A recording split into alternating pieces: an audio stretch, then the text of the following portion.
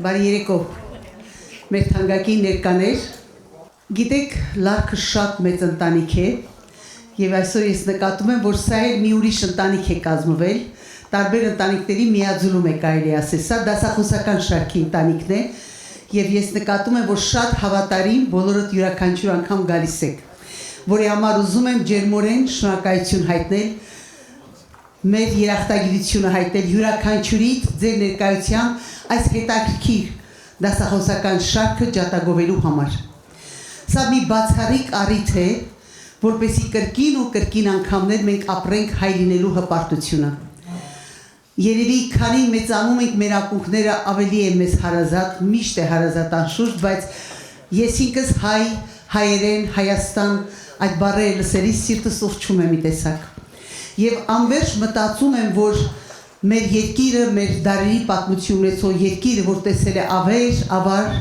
զարհուրելի եղեռն, մի խոսքով պատմությունը խորթ աչքով է նայել մեր ժողովրդին և նրա տանջանքը դարերով է չափվում։ Իսկ խաղաղ և ստեղծագործ տարիները, երջանկության տարիները միայն տասնյակներով։ Եվ այստեղ է, որ ես շատ զարմանում եմ մեր հայ կնոջ, մեր հայ մոր առաքելության մեջ։ Քանի որ նրանք և պատերազմի դաշտում են զորակից եղել իրենց ամուսիններին, տղամարդուն, հայ տղամարդուն և նաև խաղաղության տարիներին, այդ խաղաղ կոչվող տարիներին խաղաղ երկնքի տակ ստեղծագործել են։ Ես անցյալ կիրակի էր կարծեմ, այնթափի հերոսամարտն էի նշում, 106-ամյակը բանախոսն էի և այնտեղ էլ նորից համոզվեցի, որ հայ կինը և գրքերի մեջ նշվում է, որ առանց հայ կնոջ այդ ազատագրական ոգով իրեն աննկուն ոգու, պորտկուն ոգու այդ հաղթանակները չէին լինի։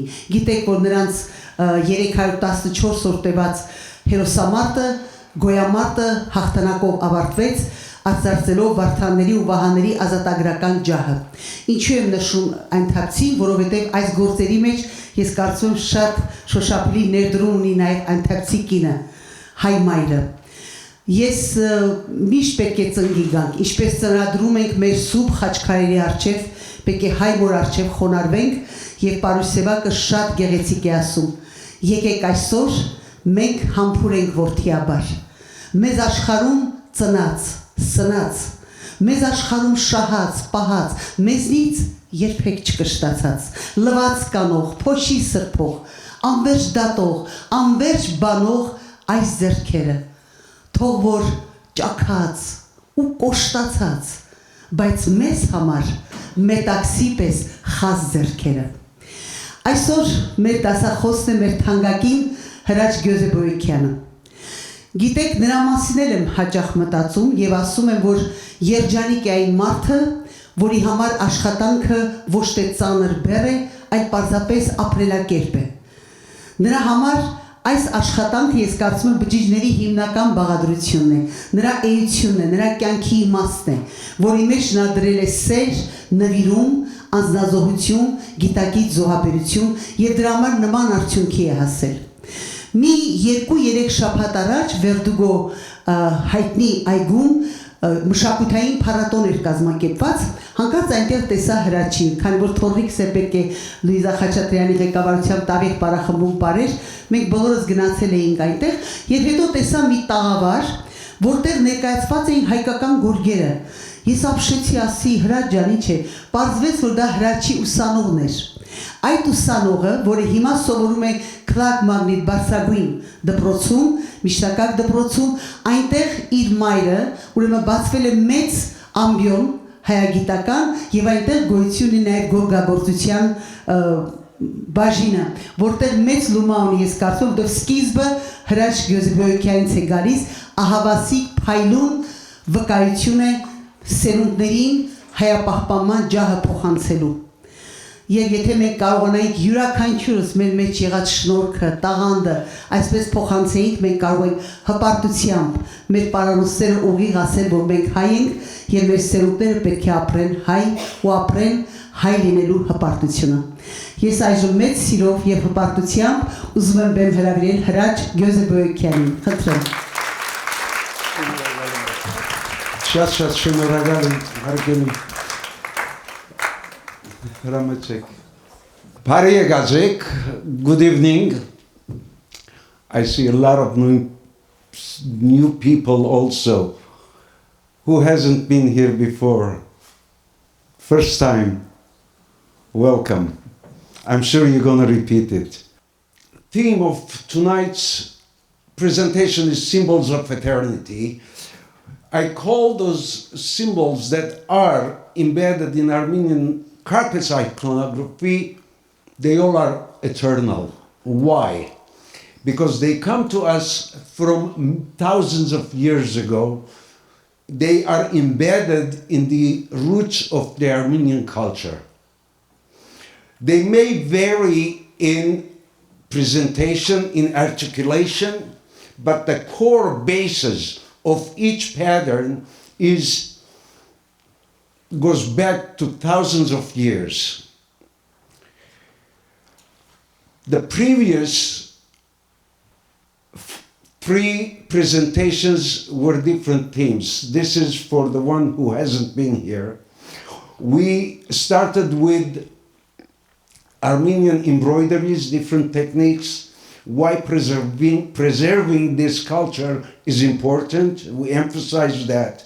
The February 18, the second one was about the Armenian embroidery traditions, different regions, different techniques, where it was applied in applied arts, ecclesiastical arts, etc. On March 18, it was about the origin and evolution of Armenian rug weaving tradition. And today we will be talking about the symbolism. Let's start with symbol. What is a symbol? A symbol carries meaning beyond words. In other words, a symbol for a certain dialect, certain language, or a language for a certain people might not be legible, but a symbol is universal.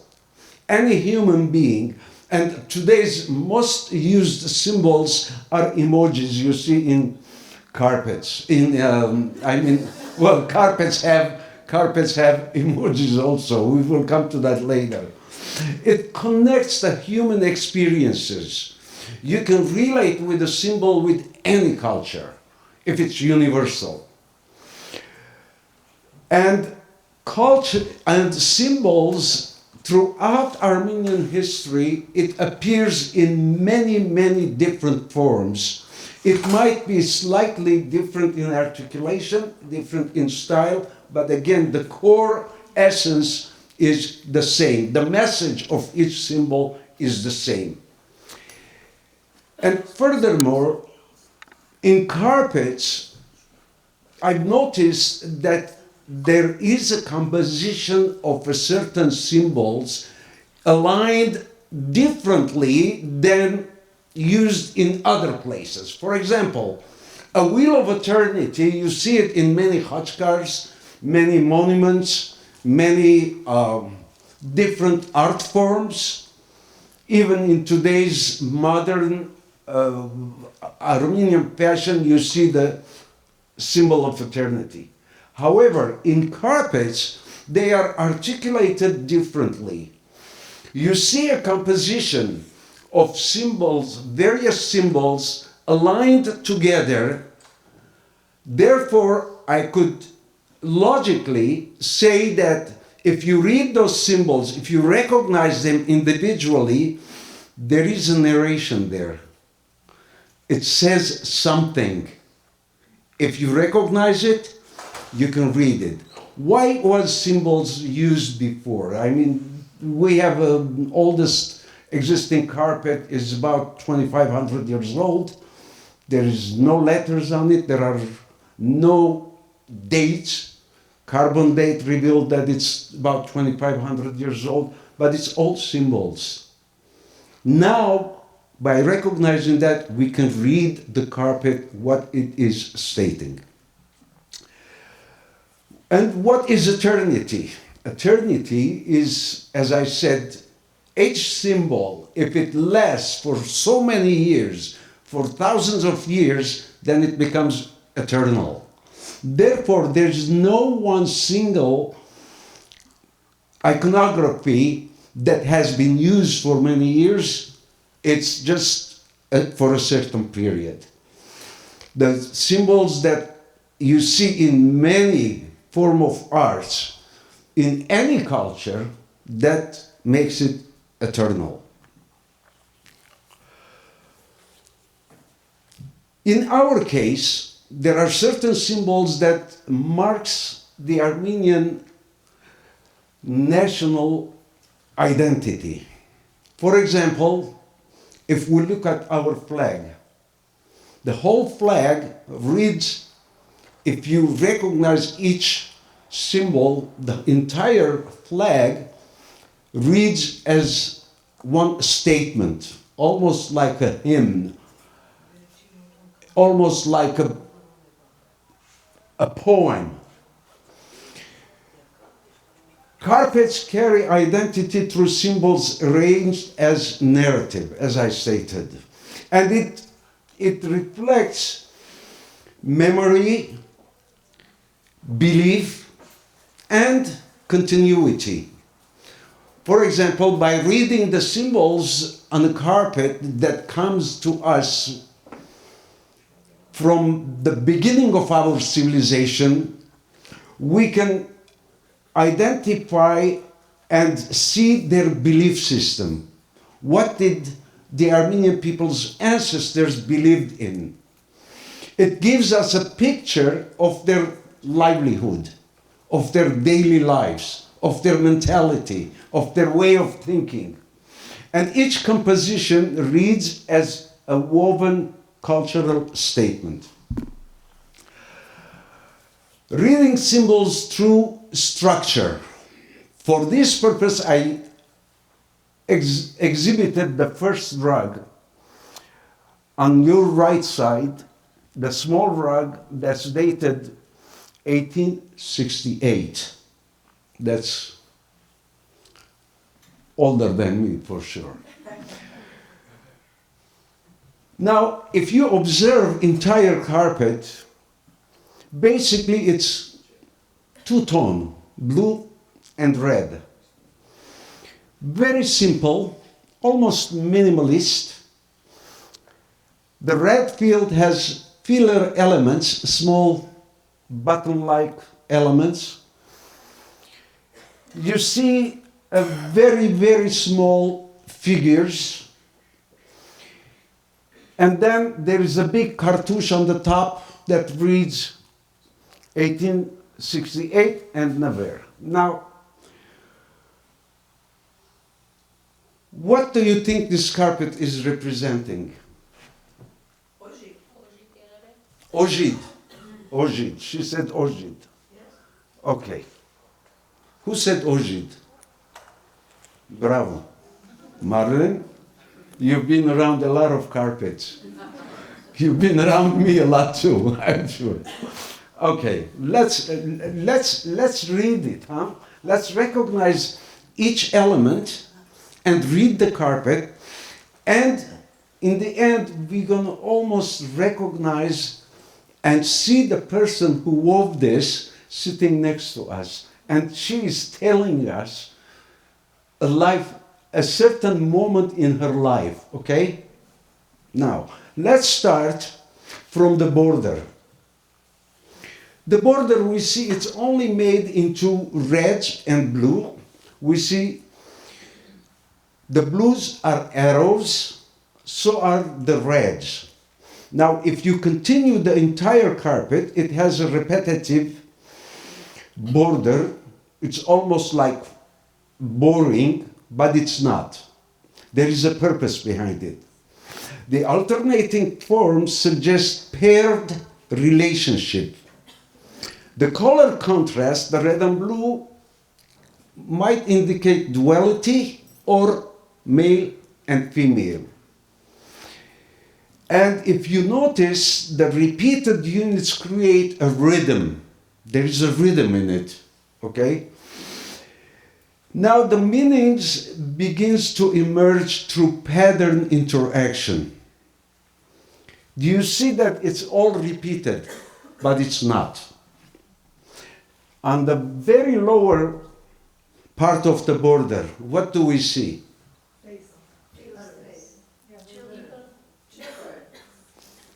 A female and a male. A female depicted in red, and the male is depicted in blue. Well, she didn't know how else to say that it's a man. And mind you, in the older days, there was no taboo, okay? It was explicit. Then we see the same thing all the way on the top, on the right-hand side, very, very small. On the carpet, it's almost an inch. We see there is a line over the red figure's head. Even that tiny small male is identifiable by his anatomical.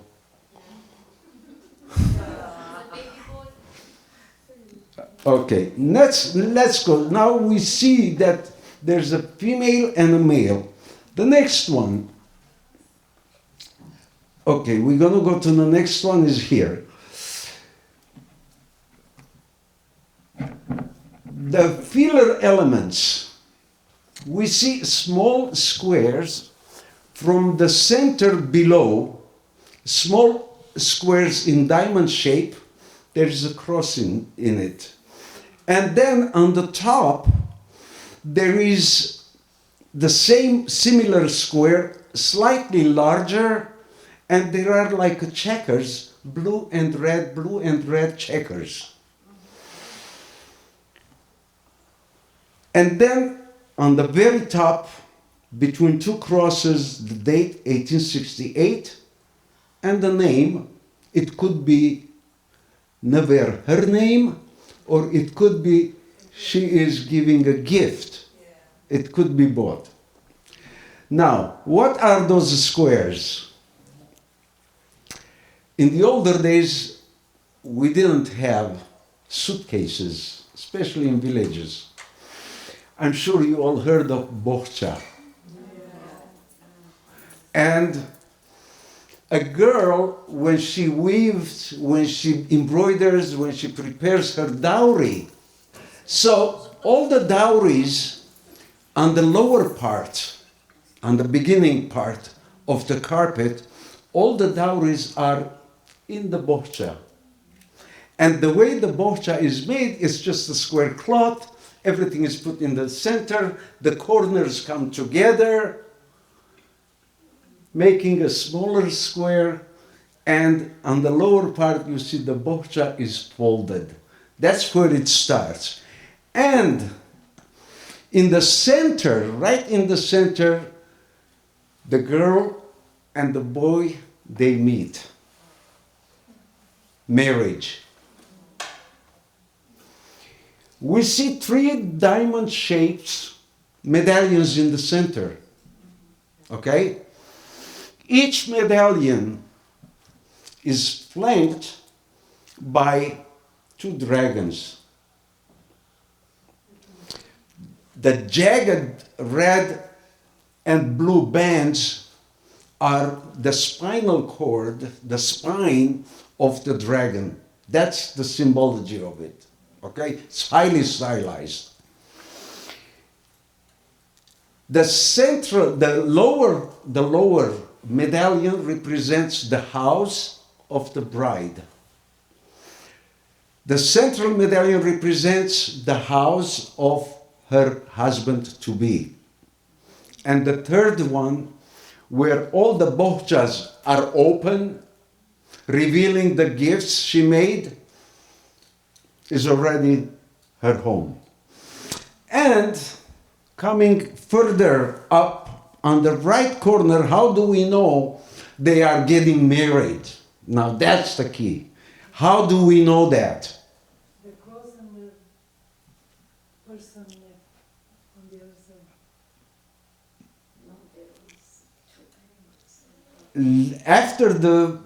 After the talk, please go close.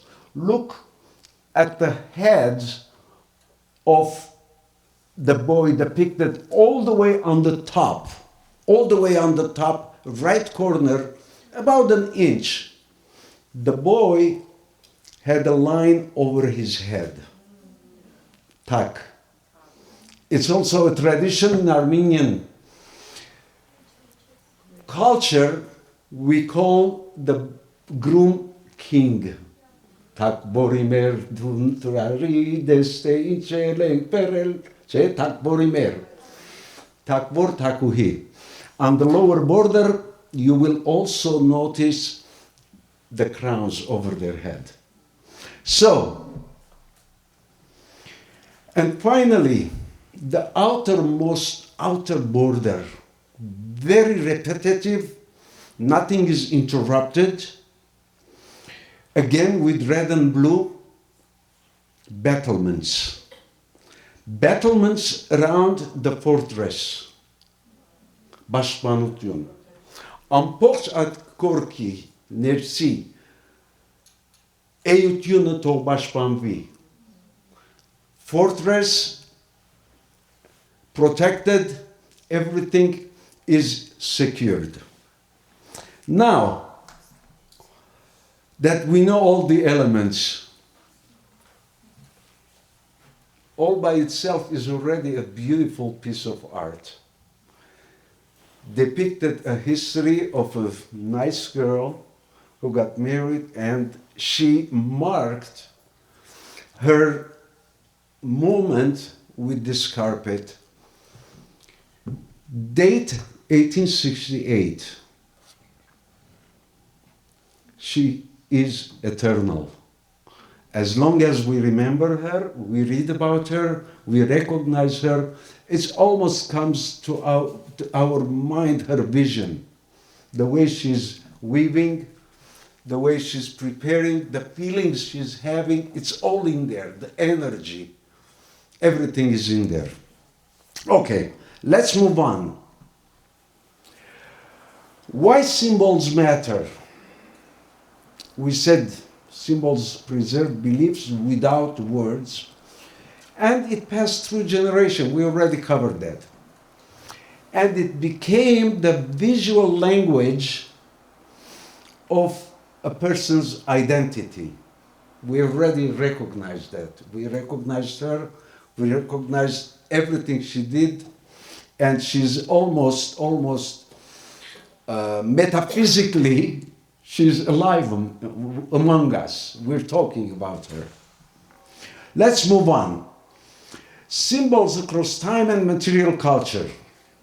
They carry meaning across centuries and cultures. In other words, as we stated before, a certain symbol eventually becomes universal. It didn't start in certain culture and another culture together.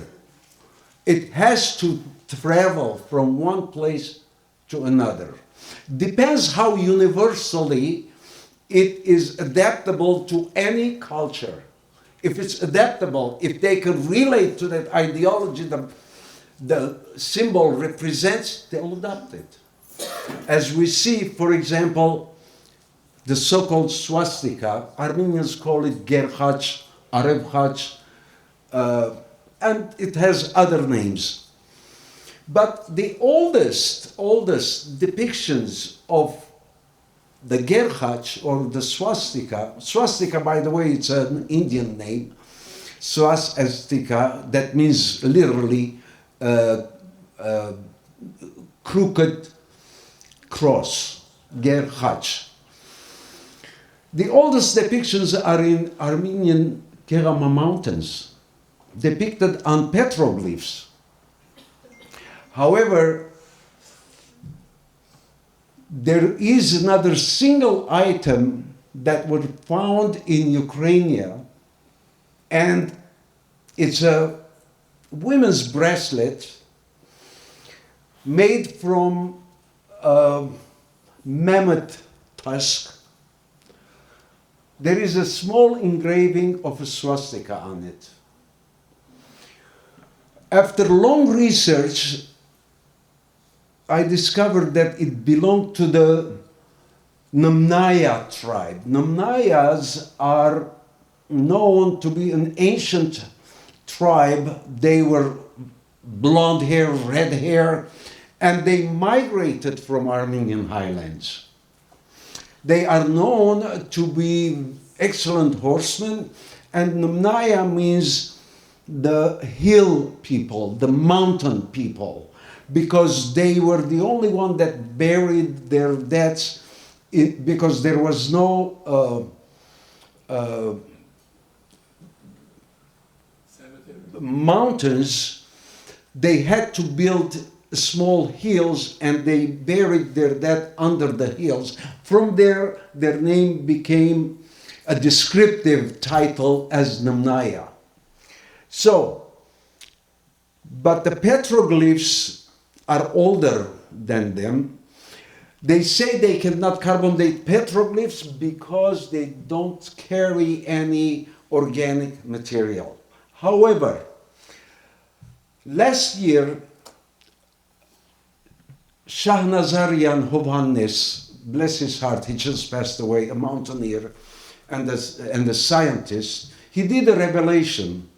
He said it cannot be before the petroglyphs cannot be earlier than 6,000 years, because they did find that there was a lava, there was an eruption of a volcano, and the lava ran down, covered some of the petroglyphs. And they dated the volcano to be 6,000 years ago. Therefore, if it's covered by the petroglyph covered by the live lava, that means the petroglyphs is older. Let's move on. Symbols in antiquities. Besides the petroglyphs, we see, for example, in Medzamor museum. I visited there in 23, excuse me. I did find this golden lion displayed. It's a very small gold lion that has the right here where the right below the tail, you'll notice the swastika. Again, in Medzamor, there was this seal from the 2nd millennium BCE. Now, the jar on the right-hand side is in modern-day Azerbaijan. It was found in Shamkor from 15th to 16th century.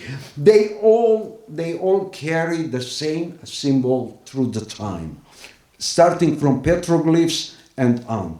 Now, they're not limited only on material culture, only on applied arts. You can see them in architectures also. The fortress of Ani, clearly above those two windows, you see the swastika. In Arates Monastery, which is 7th to 13th century, village of Arates, in Vayotsor, swastikas are depicted predominantly. They're really strong, and they are tied together, and between them those rosettes. The rosettes are actually called in the older days. We call them vartag now, and they call them alvart. Alvart. Let's go to the alvart. It's important. I want to inject that. Al means red. Vart means vart. Rose. Pre-Christian era, the red rose was signifying, as soon as the red rose opened, then they could tell it's a spring. And the red rose bush was cared by the Magi, the monks eventually. They had to care for it, so they give the news to the public that it's a spring. From that term, Bartabed, the one who kept the roses. So those are the rosettes that we call. And then if we notice, the swastikas are connected to each other. They all are connected to each other. We see in time it traveled even in Christianity. From the pagan period, they didn't annihilate it completely. It came and into the Christianity. We see them in many khachkars. We see them in, again, architecture right on your right side, the Surp Garabet Church of Norabank Monastery, which is 14th century. There is a carpet that Virgin Mary is sitting on a throne. Under her foot there is a carpet. The detail on the carpet, the small detail, is repeated swastikas in illuminated manuscripts. I'm going to show you just a few samples because the swastika is all over the place. If only we can recognize it and see it. And make a habit of it. When you look at any image, the entire image gives you a picture and the whole thing. But the whole story is in the details. I'm sure my friend Gago will attest to that. Watch for his paintings. They're full of life and the details tell the actual story. Going forward, even in culinary arts, the gatas, what we call sinikeftes, they all are full of the symbols that came to us from thousands of years. Going forward, from the swastika, now the sun symbol. Again, the sun was a very rooted symbol in the Armenian culture. You see it all over in our language. We swear by our father's son, right? Horusarev, Yerechusarev, right? In our prayers, Aravod Luso, Arekag Ar is Luz Zakya, etc. So the linguistics also continue. We carry those symbols with us in any form we can. I'm sure there are so many songs, lullabies, other songs. There are dances, folk dances that reflect the movement of the sun, which is always has to be right direction, the movement of the sun, etc. And the sun again came to us from the earliest days of our civilization. The Karahunj was the marker who told us, or our ancestors, when to plant, when to harvest, when to plow, all that. So the sun was the marker of the season. That's why their livelihood was dependent on the seasons, because of agrarian society. They had to know when to plant, when to plow. So first thing that had to be organized in their mind was the Armenian calendar, their calendar. Hence the sun. And they believed that the sun was the life giver, the life bearer. And the list goes on. The sun symbol was also depicted on, besides Karahunj, on petroglyphs. we see a whole movement of different planets and different suns. And it's almost, you look at this huge rock, all engraved on it, the petroglyphs gives you the different seasons on what movement of the sun, where it's going to be, what will be the season, when to plow, when to harvest, when to hunt, all that. We even had, okay, we're continuing with the divine order and power. In the, for example, there was a Shivini, which was the sun bearer. This is the Radiant period. The Taishiba was the power on the bull. In this image, you see the one who's carrying the ark over his head. That's the Shivini, the sun bearer. Then it came to the sun god, the Aramast sun god. It was so powerful, it was the god of the gods. In other words, the central figure of the Nemrud, Parthenon of the Armenian gods. We move on, and solar geometry in ancient Armenia. The sun symbol, they recognized it when they highly stylized it. They saw it as a cross and the rays parting from it, dividing the circle into 8 different parts.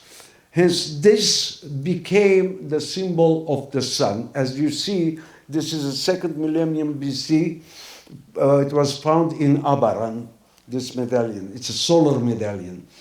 This same iconography, if you pay attention to the foundation, you see it in the second rug, right in the middle. Okay? Now, if you pay attention, you see the cross, and then you see the rays. And it's no wonder, no strange that in the international carpet market, this carpet is known as sunburst. Arevasho. The sunburst, in this case, has 2 arches, one on the top, one on the bottom, opposing, symmetrically arranged on the higher and lower part. Those are, as earlier how we said about the medallions of the first rug, the jagged bands around the diamond, that represents the dragon. So in this Arevasho rug is protected, the Arev is protected always by 2 opposing dragons on the upper and the lower part. Hence the Arevasho. Going further, I deemed a little bit the other elements so you can see clearly here where the Arevasho is and the dragons. The dragons and Arevasho in Renaissance period were highly used in a single rug. And those rugs at that time were named and called as dragon rugs.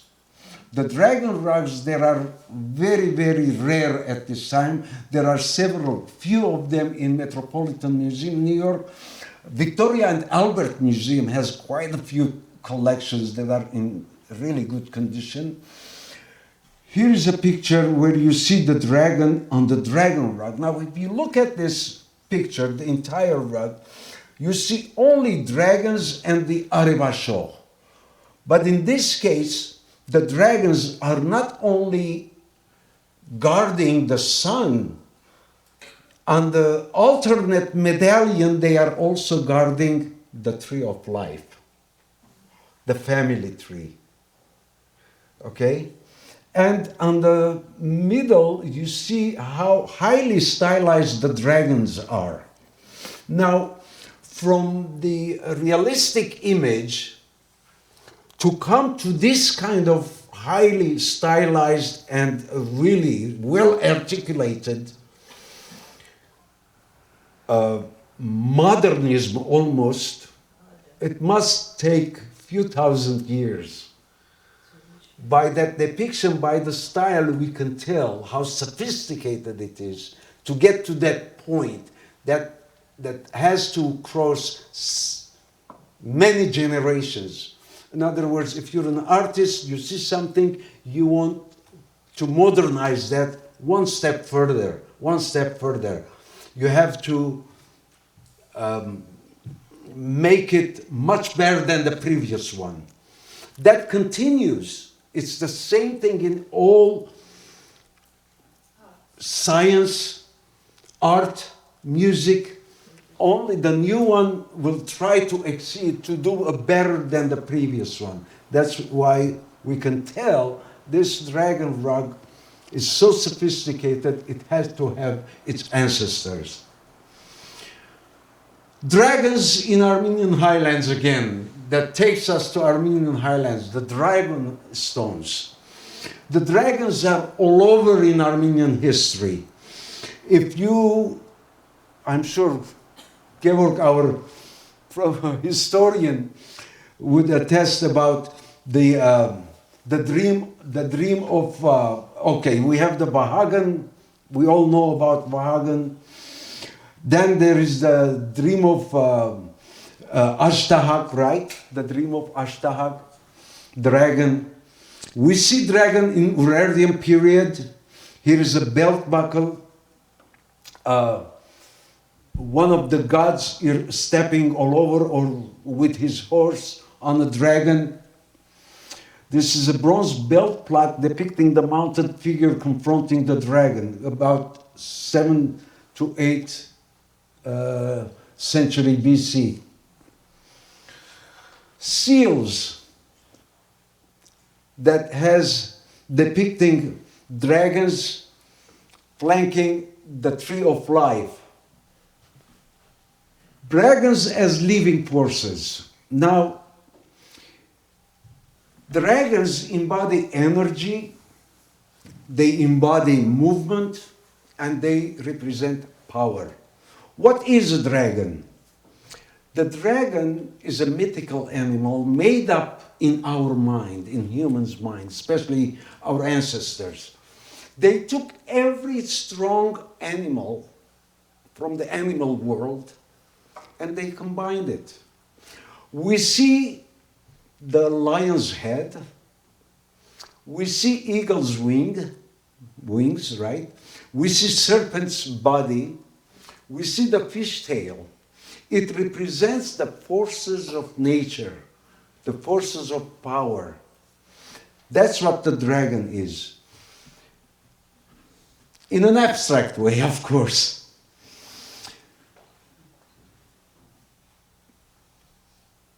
We did cover this, guardian and adversary. Okay. They did realize that every force, it has its opposite side. In other words, there's a negative and a positive. So there is a duality there. The duality of every force. Thunder, rain, it can damage or it can bring good things. The same thing is sun. So actually the swastika also represents the 4 cardinal points and the 4 elements, aside from other things. So again, each element will have its own negative and positive forces. In Christian time, eventually the dragon became, that we see them in our illuminated manuscripts, eventually the dragon became and got highlighted only as an adversary. In time, slowly it changed its figure. When the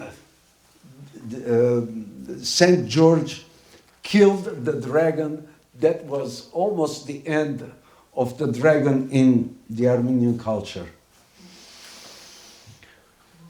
The dragons that we see in Armenian dragon rugs, the same iconography was transferred into khachkars. However, one thing has changed.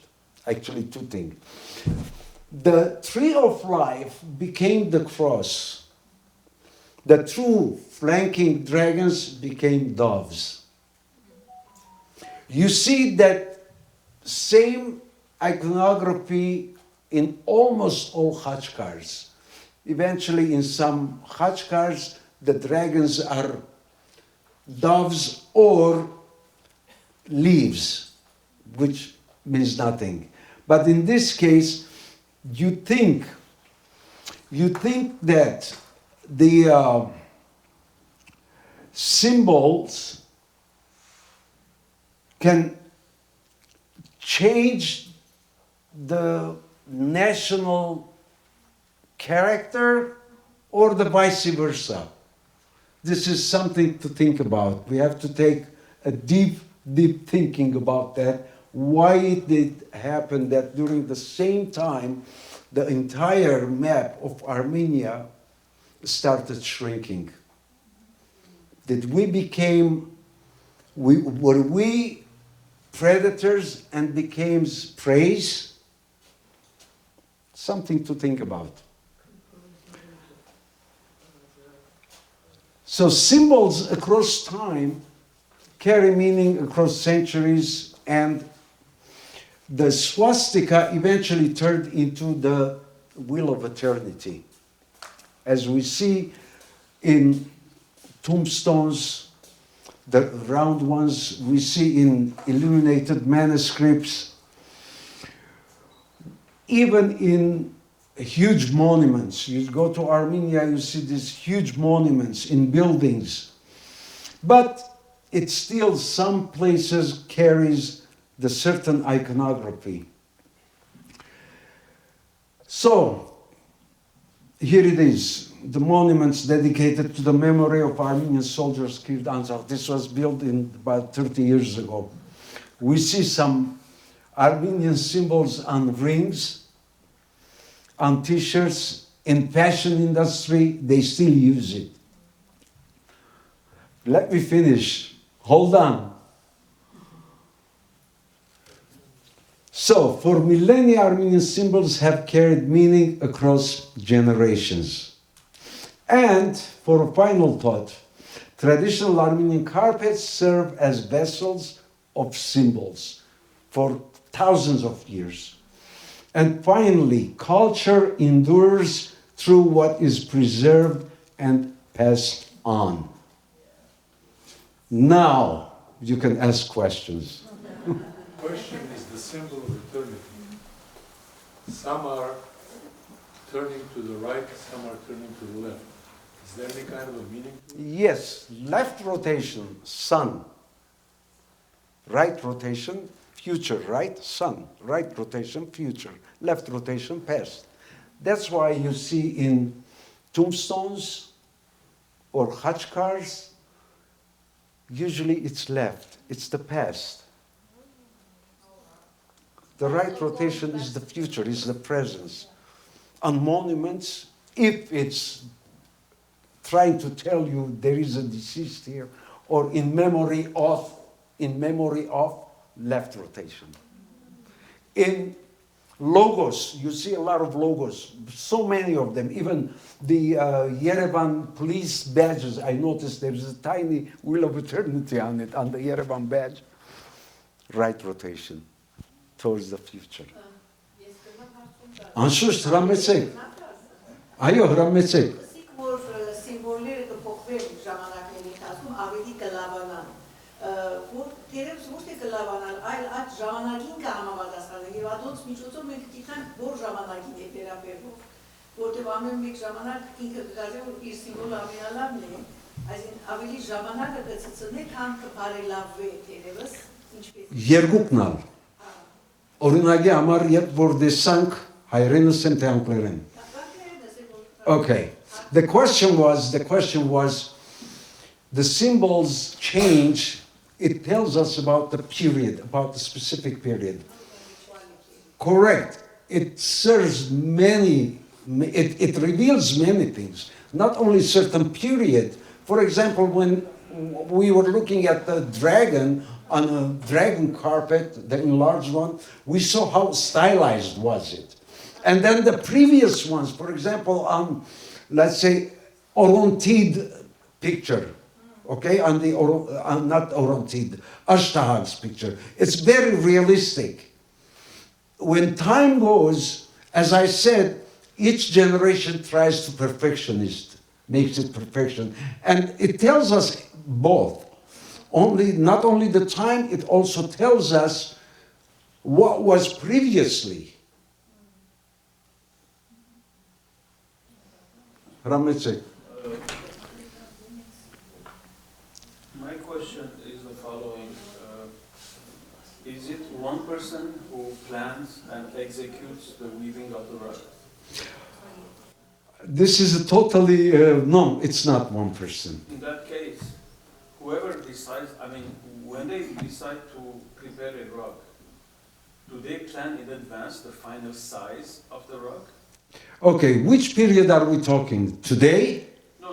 100 years ago? 500 years ago? Totally different. As old as possible. As old as possible. Because my problem is the following. Let me try to help you answer it.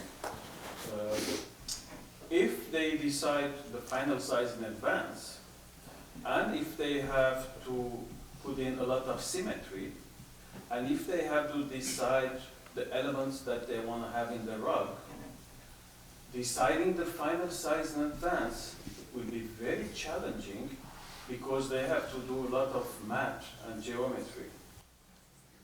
You are definitely 20th, 21st century man. We have to, I understand you. I appreciate the question. It's an important question, by the way. Here is what happens. In your mind, you have to travel back. There are no cars, there are no machineries, there are no electricity, no artificial intelligence, no computer, no pen and paper, okay? Making a carpet, as we stated, as an agrarian society, okay, it was seasonal. It was seasonal. Imagine you are in a village, none of those modern privileges that we have, they had. Their only livelihood is animal domestication, right? Animal husbandry and agriculture. That's it, nothing else. Man is outside doing the hard work, women, house chores, etc. It was the girl or the woman's duty to care for the animals, the lamb, mostly. She had to milk them, she had to care for them, she had to take them for grazing, she had to make sure their stable is clean, all that. So, a girl learns all that. There's no school too, by the way. No books, nothing. The grandmother is the babysitter, while the mother is running the house chores. The grandmother is singing lullabies, telling stories, folk tales, while she's weaving a carpet. She was a book. During this time, the girl is getting an education with the folk songs, with folk tales, with wise wisdom words that was given to her. At this time, when she's very young, the grandmother is telling nothing, teaching absolutely nothing, just letting the girl observe the carpet, observe her work. She's working, the girl is looking. Instinctively, human beings, especially children, wants to mimic the elders. Have you had a child grab the red lipstick or wear mama's shoes? Or father or a boy take the father's tools and try to fix something? Same thing happens. It's very natural. And the child, as she is observing, she wants to participate. the grandmother knows, passes on few threads. Let her feel the wool, let her feel the string. Her motor, mind and hand coordination will start right there. Her mind says something the hand has to do. Eventually she's going to start to tie a knot. She will teach how to tie a knot. She never enforce unless the child, she takes upon herself to do it. She wants to do it. Then the grandmother shows. Now she's going to start learning how to count. How many knots? Now she's going to start learning the colors. How she's going to color. Which color to do what. And now, just like tying knots are similar to the pixels on your screen. And they go one line at a time. Okay? She's learning counting. She's getting familiar with not only by how to weave, she's learning what each symbol means. The grandmother is explaining her. She's absorbing on that, all that, just like a child has a dry sponge. They mimic. They don't do what you say. They do what you're doing. Okay? They mimic. They're learning. She becomes at an age, teenagehood. Her psychology is changing now.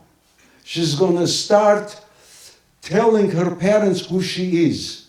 She's grown up. She's an individual. She goes to her father and says, Dad, I want to weave my own rug from A to Z. She says, okay.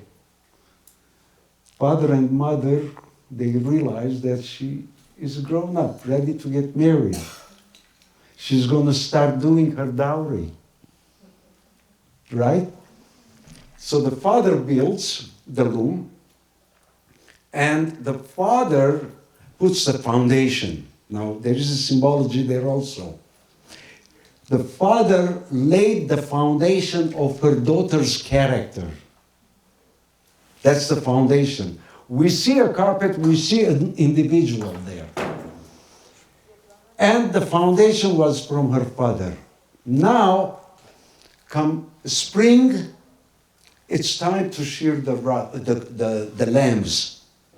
You cannot shear it middle of the winter. Lambs are shorn. Come summer, the snow is melting, rivers are running, the time to wash the wool and dry it. In the summer also it's her duty to graze the lamb. She takes the spindle, ilik. She takes a batch of wool with her while grazing the lamb. She's spinning the yarn. I have a tapestry actually with this picture. Come fall, the season is getting ready to go to sleep. All the fruits are ripe. All the plants are matured. The sap and the color pigmentations are ready to harvest. It's time to dye the yarn. According to the size, what she has in her mind, what she's going to weave, she knows how many batches of what color she needs. She has the entire carpet, before it was woven, in her mind. When she started weaving all the way in the bottom, nowhere, she started with her and her husband-to-be.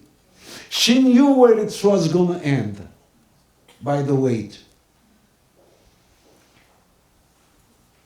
Come next spring, the carpet is done. Now the father wants to introduce his daughter. He's proud of her, very proud of her.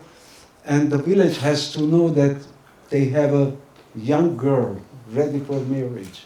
He goes to the church. There's no announcement. The only announcer is the priest at the church. Tells the church, we have a good news. Our daughter wove a beautiful carpet. I'm inviting the whole village to see the carpet. Nothing about the girl, by the way. Okay? So, the priest announces it, and then, right at the church, there are the village musicians, the dehol and the zurna. The dehol is the very bass, right? And it covers all kinds of distances, and the zurna is high pitch. The whole and zurna, the music they're playing, is announcing the event.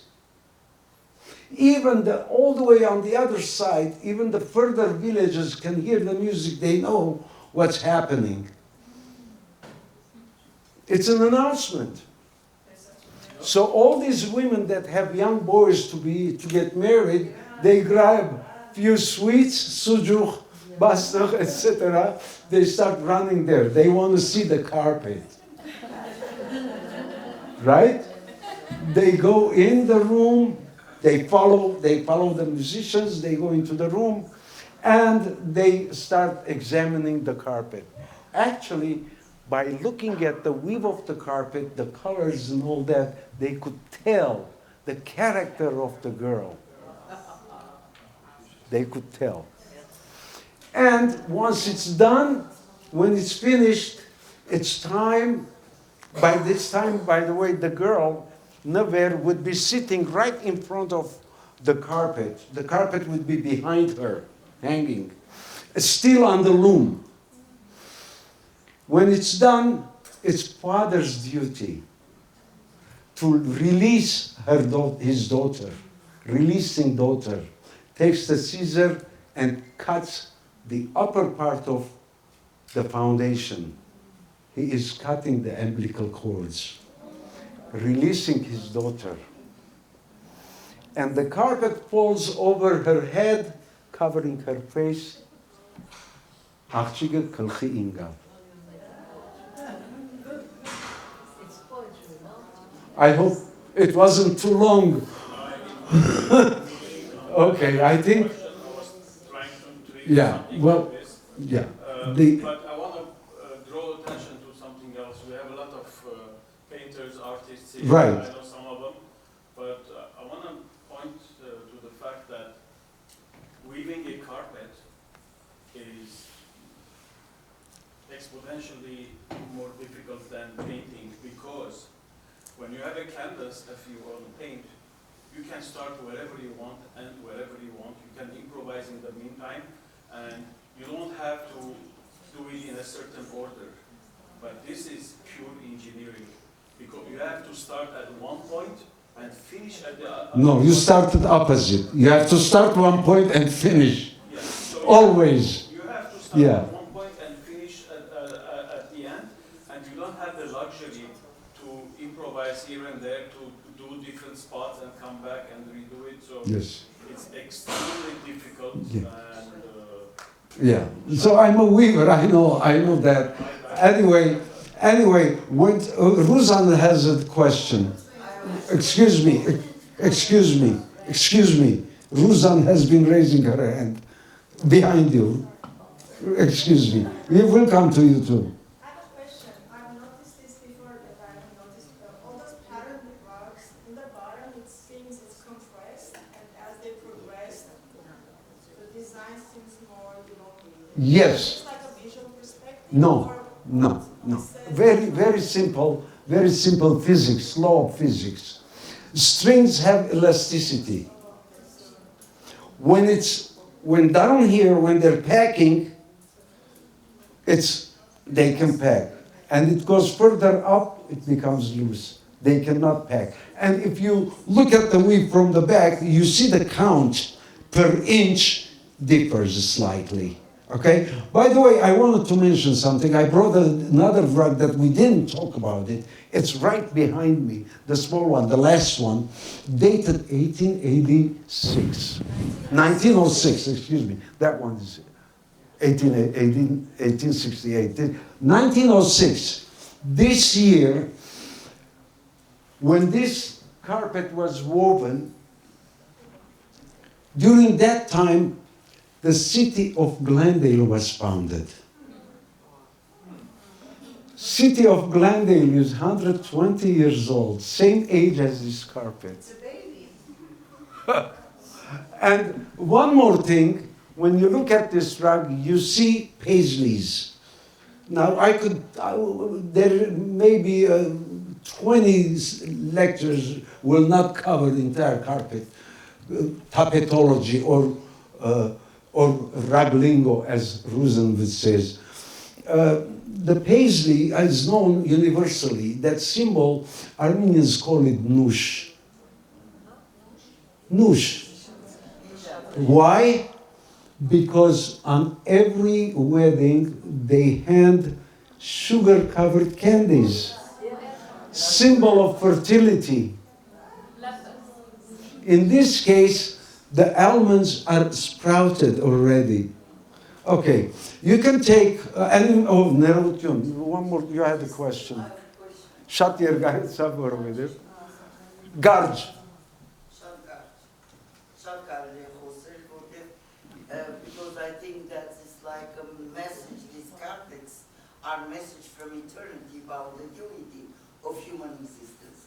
Knowing Vishapi Kareri Vishapi Kafat Yaman Ashkari Bolor Դիգ Մարիամ Garj. Երկու ժամի ասպարտիկը նստած են, հաղնի կացող գա, ձարավը գա։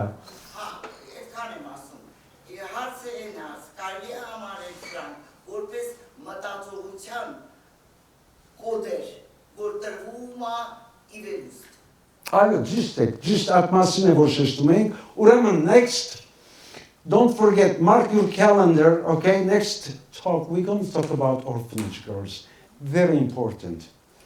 Orphan girls are actually the founders of the diaspora, the old diaspora.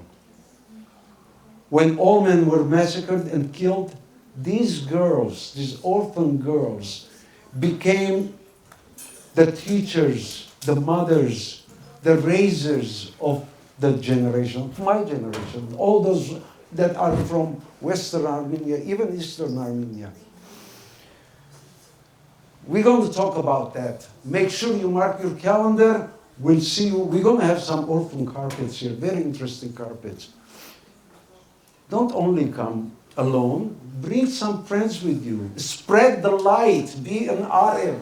Արև եղեք, լույսը դարաձեցեք, այս խոսածս միան ձեզի համար չէ, ձեր շրջանագին համար, դարաձեցեք, գիտնանք ով ենք մենք, մեր ժողովուրդը պետք է գիտնա, իր մշակույթը ով է, ուր գեղու կա, մեր արմատները ինչ են, պետք է գիտնանք։ Փարի վայելում, փարի օր, խաղաղություն բոլորին։